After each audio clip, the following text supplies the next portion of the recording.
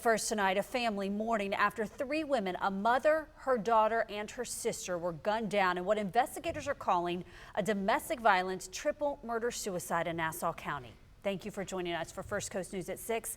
I'm Heather Crawford. And I'm Anthony Austin. Sheriff Bill Leeper says 34-year-old Christopher Rowell pulled the trigger, killing his wife, her sister, and their mother before turning the gun on himself. Now their cousin is speaking with us, his grief deepened by a devastating sense of betrayal.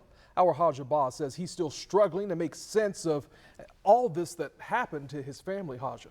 That's right, guys. This is just a devastating story. Now, Stephen Hallmark says it was Thursday night that he found out that his aunt and his two cousins had been killed, but it wasn't until the next morning that he learned who the shooter was. It was someone the family knew well and someone his cousin Marissa had once loved.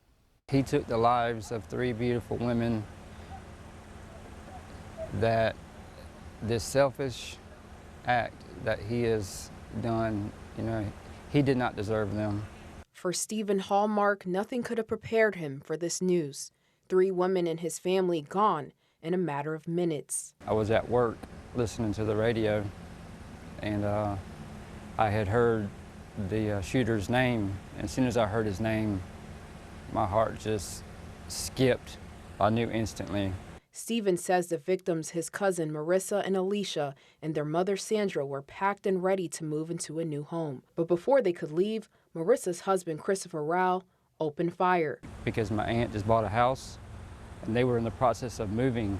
Marissa was going to be leaving him, taking the kid. When deputies arrived at the house, the shooter was found nearby with an assault-style rifle and a faint pulse. He was flown to the hospital where he died days later. Stephen tells me the shooter had a history of abusive behavior. He wouldn't be involved with the child. He'd obviously be going out drinking with his friends, come home middle of the night, 2, 3 in the morning. Always yelling and threatening, cussing at Marissa, trying to kick her out the house. Stephen says the little girl who survived, Marissa's 5-year-old daughter, managed to escape that night and ran to a neighbor's home where she called 911.